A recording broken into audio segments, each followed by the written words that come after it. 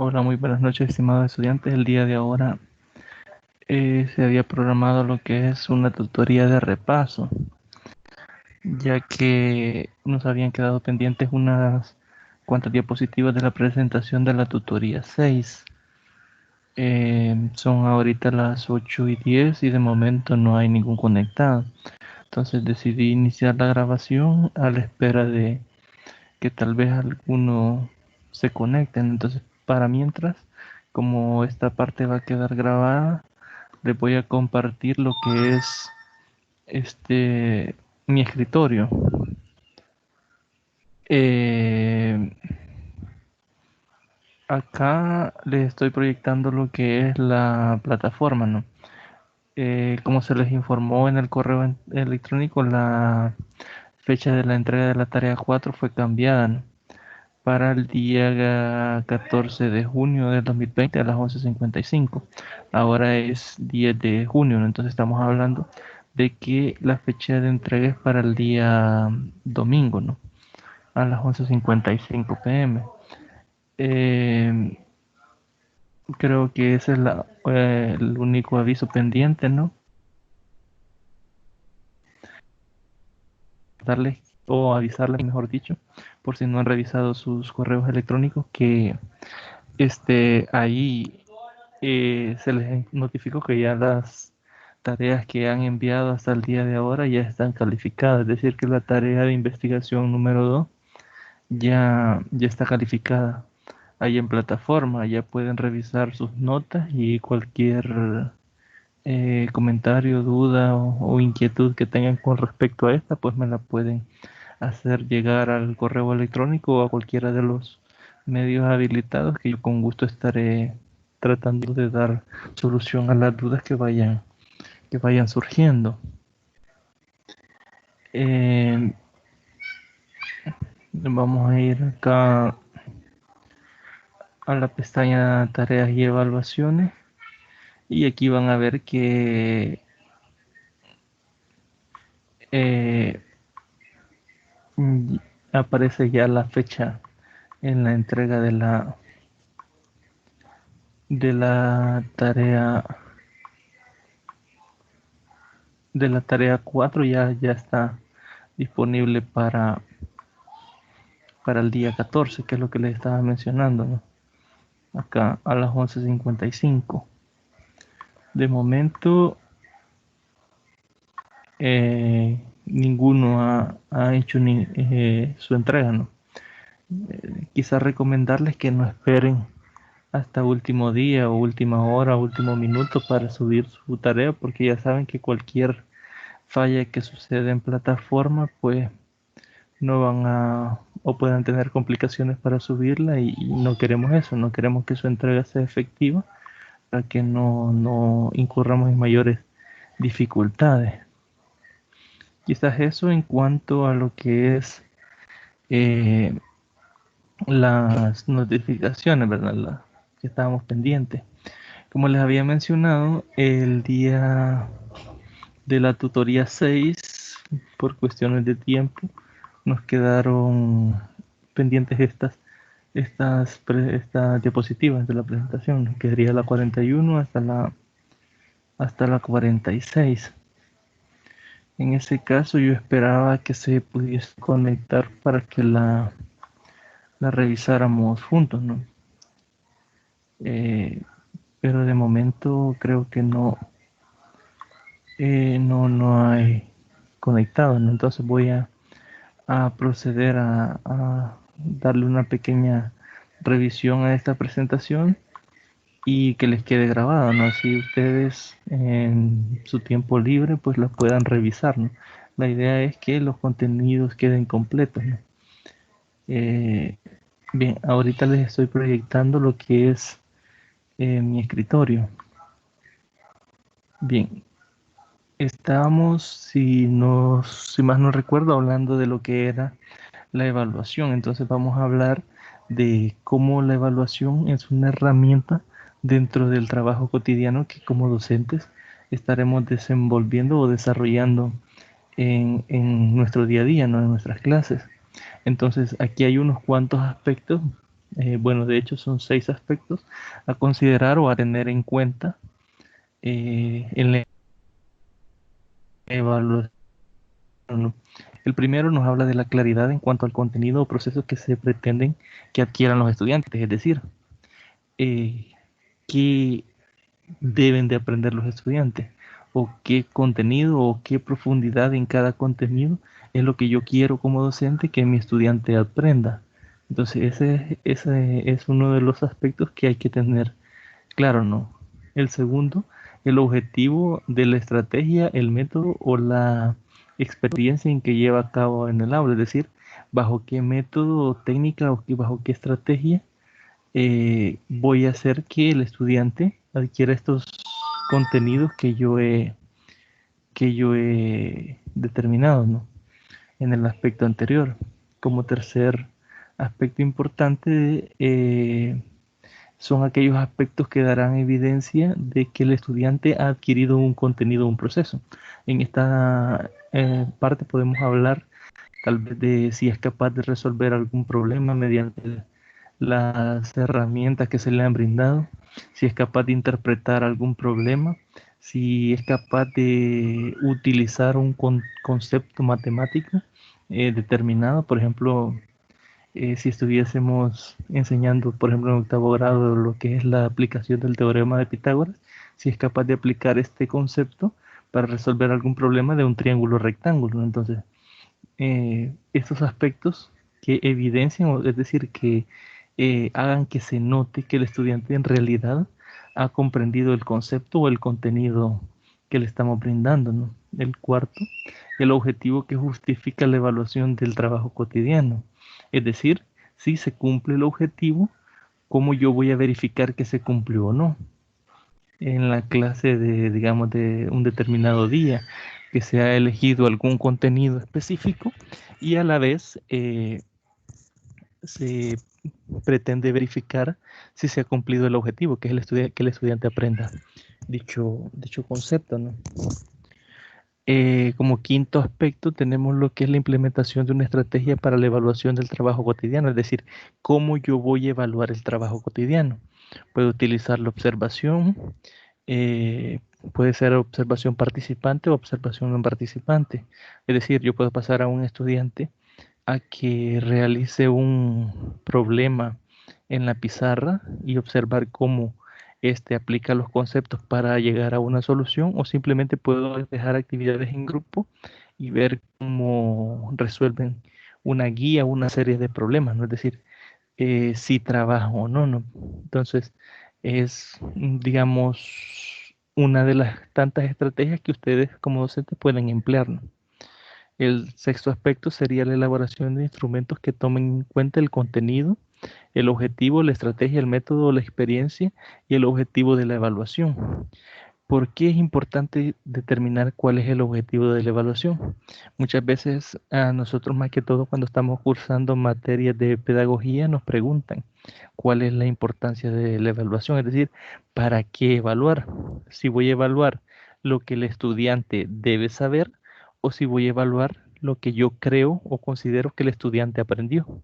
Porque muchas veces nosotros nos centramos en lo ideal, es decir, en lo que debiera o debe el estudiante de haber aprendido, pero no necesariamente, o nosotros incluso a veces como docentes sabemos que el estudiante no ha alcanzado ese nivel de aprendizaje, ¿no? Entonces en nuestras evaluaciones muchas veces incluimos problemas que tienen un nivel que nosotros mismos consideramos que el estudiante no los puede resolver. Entonces es importante tener claro cuál es el objetivo de la evaluación. Si es mejorar mis métodos y técnicas utilizadas, si es verificar si se han cumplido los objetivos de aprendizaje o cuál es el objetivo en realidad de la evaluación, al tiempo que favorezcan el recogido de información y el análisis. ¿Por qué es importante este punto? Porque una vez que nosotros tenemos, por decir así, los resultados de las evaluaciones, nos permite mejorar nuestro método, nuestras técnicas de enseñanza. ¿Por qué? Porque si yo estoy utilizando una técnica de enseñanza y los resultados son negativos, la gran mayoría, podemos hablar de un 80%, entonces esto hace que yo me ponga a pensar si he estado aplicando correctamente mi método y mi técnica. Y si yo considero que sí lo he hecho de esa forma, entonces debo de cambiarla porque no está dando resultados satisfactorios. Entonces, todos estos puntos que estoy mencionando estarían dentro del análisis.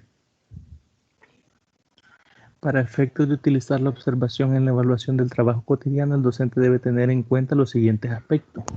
Número uno sería la importancia, que es el propósito para el cual se realiza la observación. En relación con este punto, el docente debe tener claro qué es lo que se va a realizar en la observación, es decir, qué vamos a realizar o qué vamos a hacer con la observación y el tipo de información que se quiere obtener, es decir, qué información quiero recolectar yo mediante esta observación. Luego tenemos el objetivo de la observación, es decir, para qué realizar la observación en el día a día en una clase, ¿no? Esto debe ser claro y explícito en cuanto a qué se quiere lograr con la observación, es decir, qué pretendo lograr yo observando o evaluando mediante la técnica de la observación. Luego, aspectos que serán observados, es decir, cuáles de todos aquellos aspectos o conductas que presenta el estudiante son los que yo voy a tomar en cuenta. Puede ser si trabajan en grupo, si intentan hacer los problemas, si aplican con seguridad los conceptos. Entonces son algunos criterios que pudiese tomar en cuenta yo para realizar mi observación. Entonces acá nos dice que el docente puede escribir una lista como la que yo les acabo de mencionar de aquellas conductas que se van a observar en el trabajo del estudiante. Otro punto es los estudiantes que serán observados. A veces nos enfocamos en aquellos estudiantes que aprenden rápidamente. Entonces, hay que definir con anterioridad a qué estudiantes son los que observaremos. Muchas veces pretendemos, mediante la observación, ver cómo están evolucionando o aprendiendo los estudiantes que aprenden más lento. Pero a medida que comenzamos a observar, nos vamos centrando en aquellos estudiantes que lo hacen más rápido. Entonces dejamos de lado el objetivo de la observación, que era observar a los estudiantes que aprenden de forma lenta, ¿no? O de una forma menos rápida. En este caso hay que tener claridad de eso, de a qué estudiante queremos llegar mediante la observación. Acá nos dice que hay otros miembros del grupo y no le brindan atención a aquellos para los que se ha sido propuesta la observación, que es lo que les mencionaba. Si hemos propuesto la observación para aquellos estudiantes que tienen un nivel de digamos, de absorción de los conocimientos lentos y perdemos el interés o perdemos de vista este punto, que es el objetivo de la observación, no habremos hecho nada al final. Entonces hay que tener claro a qué estudiantes específicos son a los que pretendemos observar. Para efectos de para efectos de utilizar la observación en la evaluación del trabajo cotidiano, el docente debe tener en cuenta los siguientes aspectos. Bueno, esta es la continuación a los aspectos anteriores. Acá nos habla de determinar el foco de la observación. Tiene que ubicar el lugar, el espacio y las conductas que se deben realizar los estudiantes. En este caso es digamos, específicamente el entorno en el que se va a desarrollar la observación. Normalmente esto se desarrolla en lo que es el salón de clases, ¿no? Pero muchas veces hay docentes que mueven a los estudiantes a otros entornos. Por ejemplo, puede haber una guía participativa, ¿no? Que utilicen eh, datos del entorno. Por ejemplo, cuando estamos calculando áreas, a veces es común que docentes elaboren guías y pongan a calcular áreas de objetos que están a su alrededor, no en su entorno. Entonces a veces se les dan cintas y andan los estudiantes realizando las mediciones y calculando los áreas y ahí se puede realizar una observación. Entonces no quiere decir que únicamente se puede observar el trabajo dentro del aula, por eso hay que tener claro el lugar y el espacio claro en el que se desarrollará la observación y qué conductas son las que se pretenden observar. Periodo que abarca la observación, es decir, cuando hablamos de periodo estamos hablando de un tiempo, es decir, en qué tiempo vamos a realizar esta observación. Podemos definir una hora específica, puede ser de que la clase dure 90 minutos y nosotros desarrollemos 45 minutos de clase, 45 minutos de trabajo en equipo y en esos 45 minutos sea donde vamos a desarrollar la observación. Entonces es bueno definir el periodo en el que se va a desarrollar. Definir si se observa a todos los estudiantes o solo una parte de ellos. En este sentido, a veces tenemos grupos que son grandes de estudiantes y esto tomaría, digamos, más tiempo poder realizar la observación de todos, ¿no? Entonces, debemos de centrar un foco de atención en aquellas características de aquellos grupos que son de nuestro interés. Entonces, hay que definir claramente cuáles son los grupos a los que nos o los que pretendemos observar en sí. Determinar las técnicas e instrumentos que faciliten la recogida de información. Estos pueden estar implementados o construidos, si no el docente podrá elaborarlos según sus criterios, objetivos y necesidades. En este caso podemos, como les mencionaba, hacer una guía de ejercicio y ponerlo a trabajar en grupo. Entonces este material lo puede elaborar cada uno de los docentes dependiendo de los objetivos que tenga con cada uno de los contenidos y según las necesidades de los estudiantes.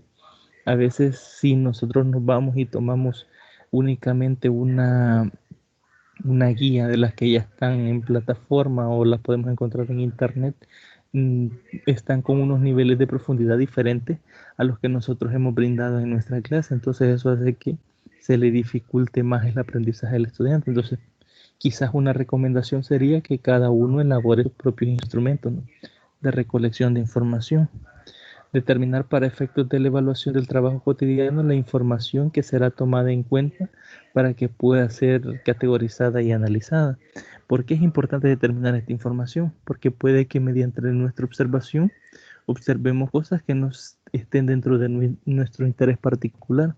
En este caso, tendríamos que fijar cuáles puntos son los que sí nos interesa observarlo, porque puede ser que hagamos anotaciones que al final no nos brinden información que sea de utilidad o que no sea la información que nosotros pretendíamos recabar. Entonces es importante tener claro qué es lo que pretendemos observar o qué aspectos del trabajo cotidiano son los que pretendemos observar en los estudiantes.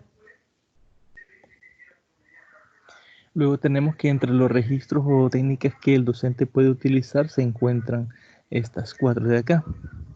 Primero tenemos los anecdotarios, donde se incluye el nombre del alumno, la fecha, las actividades o tareas que se observarán o evaluarán como parte del trabajo cotidiano. Es decir, es como un documento en el que el estudiante pone su nombre, pone la fecha en que se realiza la observación, se desarrollan las actividades o la tarea y esto es lo que se evalúa en el trabajo cotidiano. El literal B nos habla de una lista de control de una columna. En una columna se escriben los objetivos que se deben alcanzar en el periodo eh, a lo largo, mediano o corto plazo, y los indicadores que se desean evaluar se ponen en la columna de la derecha. Es decir, en una columna que sería la de izquierda van los objetivos y en la columna de la derecha irían los indicadores. Indicadores son aquellos que nos muestran si el estudiante ha comprendido o no un concepto. Por ejemplo, puede ser un indicador resuelve ejercicios aplicando eh, la fórmula general para raíces de ecuaciones cuadráticas, podría ser un indicador, ¿no? Si lo hace o no lo hace. Entonces, esos serían los indicadores que irían en la columna de la derecha. El literal C nos habla de lo que es una lista de cotejo, que creo que la mayoría de docentes la utilizan o la utilizamos y la mayoría la solemos construir nosotros mismos, ¿no? Que se detalla en una columna todas aquellas actividades o los pasos que se completan en una tarea. Por ejemplo, no sé si han fijado que en la mayoría de tareas que se les dejan a ustedes se utilizan listas de cotejo o nosotros las llamamos rúbricas, ¿no? Donde se les coloca, por ejemplo, la carátula, si tiene todos los elementos de la carátula, y se le asigna una ponderación, ¿no?, o una valoración a cada uno de estas actividades, ¿no? Entonces, al final, la suma de estos pequeños porcentajes con respecto a cada una de estas actividades nos da lo que es la nota final del estudiante, ¿no? El literal D nos habla de la escala de valoración. En este caso, los objetivos o indicadores que pretenden evaluar se valoran en diferentes grados o niveles. Aquí, por ejemplo, se le pone Por ejemplo, si resolvió un problema, se pone si resolvió menos del 50% del problema, se le asigna un punto, por ejemplo. Si resolvió del 50 al 70, se le asignan 2 puntos. Si se resolvió el problema completo, se le asigna el 100% de la ponderación del problema. En este caso, si se fijan, hay una variación de ponderaciones, ¿no? En este caso, esa sería una escala de valoración. Es decir, cuando hablamos de escala, hablamos de una medida numérica que va en aumento, ¿no? Dependiendo de cómo ha ido cumpliéndose el objetivo o el indicador que se está evaluando en ese caso. Entre los registros o técnicas que el docente puede utilizar se cuentan con, aquí tenemos otros 4 que serían la continuación de los anteriores, que sería el literal E, que es el cuestionario, que puede ser otro instrumento para la recogida de información o el control de procesos y resultado del aprendizaje. Los cuestionarios se pueden realizar con preguntas cerradas, abiertas o mixtas.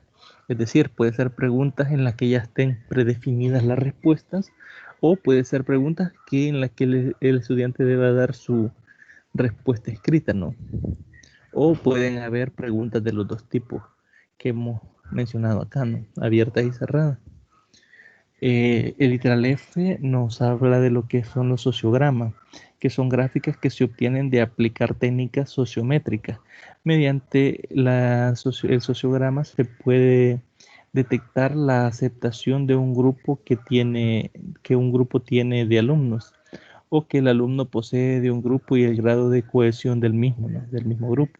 La existencia de o inexistencia de un líder y la localización de los estudiantes aislados y rechazados. Es decir, aquí esto nos sirve para ver directamente cómo se comportan entre ellos los estudiantes dentro del grupo, ¿no? Es decir, si hay algún estudiante que es aislado, si hay alguien que es el que toma el rol de líder, es decir, el que asume el mando, por decirlo así, dentro del grupo de estudiantes. Y podemos observar cuáles son aquellos estudiantes que son rechazados, que muchas veces como docente nos damos cuenta que cuando, por ejemplo, se forman grupos, hay estudiantes que nadie los quiere incorporar en su grupo, ¿no? Que pretenden a veces o incluso piden ir menos estudiantes que completarlos con uno de estos estudiantes, ¿no? Entonces, esos sociogramas sirven para identificar estos casos, ¿no? De forma más puntual. También tenemos lo que es el diario, que este es de carácter más personal. Un diario es una libreta en la que el estudiante escribe, ¿no? No es de forma formal, sino que normalmente escribe lo que pasa día a día. Creo que un profesor que utilizaba este elemento para hacer evaluaciones, ¿no? ¿Por qué? Porque a veces ahí se suelen sincerar más los estudiantes, ¿no? Y dicen cosas que a veces es información que es difícil recabar para el docente. Y por Literal H tenemos lo que son las grabaciones y filmaciones. En este caso, el docente registra mediante cassette o video, que serían estas grabaciones, ¿no? Esto le permite al docente no solo comparar sus registros con las grabaciones, sino también valorar de una mejor manera el desempeño de cada estudiante. ¿Por qué dice que él permite valorarlo de una mejor manera? Porque a veces mediante la observación perdemos de vista detalles que han ocurrido en la resolución de alguna serie de problemas, ¿no? O de algo que se quiere evaluar. En cambio, en el video, el docente lo puede revisar varias veces y poner énfasis en aquellos estudiantes que él quería precisamente observar. Y ya con esto tenemos lo que son completa la presentación que teníamos pendientes, ¿no? Es decir, las diapositivas pendientes. Veo que de momento nadie se conectó. Voy a detener acá la grabación y voy a quedarme unos minutos más para ver si alguno se conecta para preguntar o para realizar algún comentario. Antes de cortar la grabación, quiero decirles que espero que se encuentren muy bien de salud, que estemos acatando las recomendaciones que brinda lo que es el Ejecutivo, ¿no? Y espero, ¿no? Que cada uno de sus familias también se encuentren bien de salud, ¿no? Pasamos unos días un poco difíciles, esperemos que pronto volvamos a la normalidad y pues tengan muy buenas noches.